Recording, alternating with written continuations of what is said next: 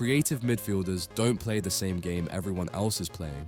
While most players are chasing the ball, reacting to what's already happened, creative midfielders are operating 2 moves ahead, seeing passes that don't exist yet, manipulating space like it's a chessboard. The difference isn't talent or some genetic gift for vision. It's a specific set of cognitive habits and technical patterns that can be trained, but most players never learn them because they're too busy copying highlight reels instead of understanding the underlying mechanics that make creativity possible in the first place. The word creative gets thrown around like it's some mystical quality that players either have or don't have. That's complete nonsense. Creativity in midfield is pattern recognition combined with technical freedom. It's knowing where to look before the ball arrives, understanding how defenders think, and having the technique to execute solutions that most players can't even see. Every single element of creative play can be systematically developed, but it requires abandoning the traditional midfielder training that focuses on safety and recycling possession instead of teaching players how to break games open. Before diving into the advanced concepts, there are foundational realities that separate capable midfielders from limited ones. The first is two-footed competence. A midfielder who can only pass or shoot with their dominant foot is predictable, and predictability in creative positions is death. Defenders read the game by eliminating options, and when they know a player will always shift onto their strong foot, they've already won half the battle. Training both feet isn't about becoming perfectly ambidextrous. It's about being dangerous enough with the weak foot that defenders have to respect both options. This forces hesitation, and hesitation creates the space where creativity lives. The second non-negotiable is psychological resilience, specifically around mistakes. Creative players attempt things that carry higher risk of failure. A through ball into a tight window might get intercepted. A first-time pass across the defense might get cut out. These failures are inevitable, not because of poor execution, but because the mathematics of creative play demand attempting lower percentage actions in pursuit of higher rewards. The midfielder who lets one bad pass destroy their confidence for the next 20 minutes has already disqualified themselves from playing creatively. The ability to fail, reset immediately, and attempt the next difficult action without hesitation is what separates midfielders who occasionally show flashes of creativity from those who sustain it across entire matches. Creative midfielders process information on a different timeline than everyone else. While most players are gathering information as they receive the ball, creative players already completed their scan 3 seconds earlier. By the time the pass reaches their feet, they've already decided what's happening next. The ball hasn't even arrived, and the next 2 actions are preloaded in their brain, ready to execute without conscious thought. This time advantage comes from scanning patterns that most coaches never teach properly. The casual head check before receiving the ball isn't enough. Creative midfielders are building a mental map of the entire attacking half, tracking not just where players are, but where they're moving, which defenders are ball watching, which passing lanes are about to open. This requires scanning in layers. The first scan catches the obvious information, defender positions, and teammate locations. The second scan catches the subtle details, body angles that reveal where defenders are focused, spaces that are about to open as players shift. The third scan updates everything right before ball contact. Training. This awareness can't happen through static drills where everything is predictable. The environment needs chaos and constant change. Small-sided games with overloads and underloads force players to scan constantly because the picture keeps changing. Playing in a 4 versus 5 situation means the brain has to work harder to find solutions, which accelerates the development of scanning habits that become automatic under pressure.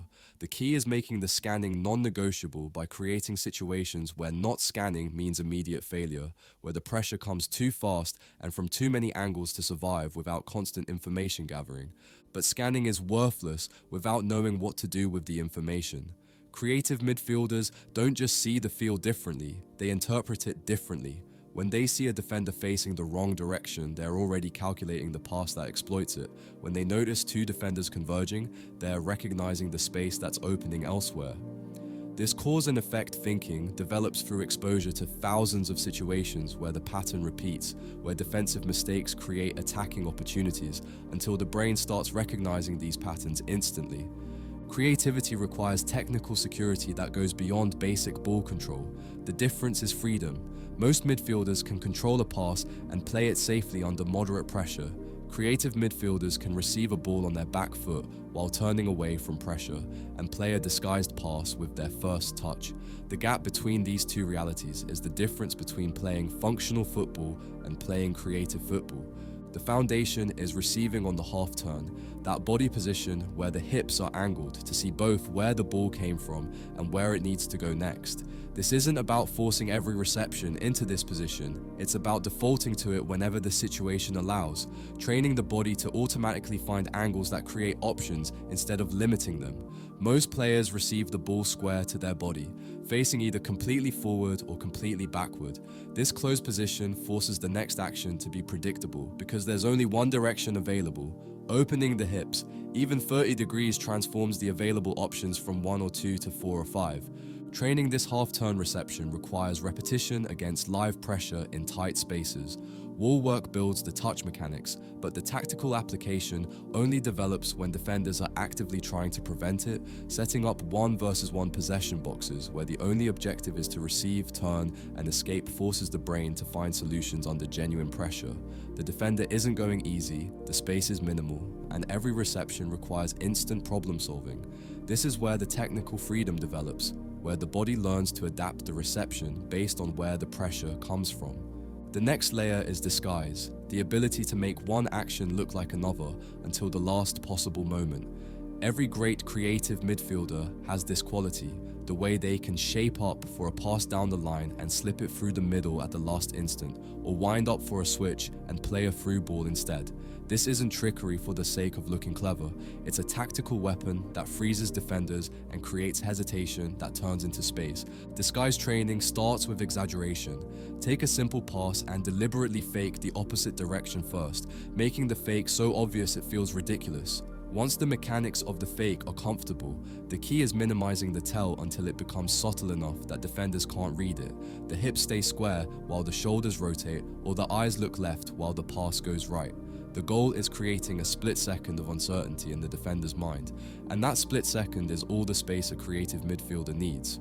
Creative play isn't just about individual technique, it's about understanding defensive psychology and knowing which actions trigger which responses. Every defender has patterns, and creative players exploit these automatic responses by creating situations that force defenders into predictable reactions, then punishing them for following their instincts.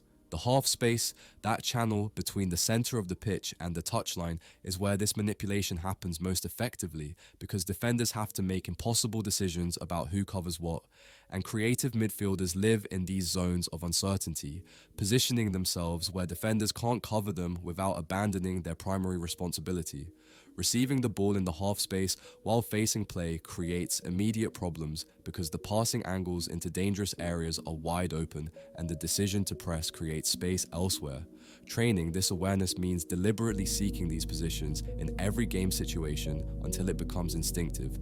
And the second manipulation tool is movement patterns that pull defenders out of position, not just moving to receive the ball, but moving to create space for others through fake runs that pull defenders out of position and create passing lanes that didn't exist a second ago. Creativity in midfield isn't magic, and it isn't some rare gift distributed unfairly at birth. It's a systematic set of cognitive habits, technical patterns, and tactical understanding that compound over hundreds of hours of deliberate practice in the right environments. The players who master these elements don't just play good football, they play a different game entirely, one where they see more, do more, and create more than everyone around them. That version of football is available to anyone willing to put in the work to actually understand what makes creative play possible, instead of just hoping it shows up naturally.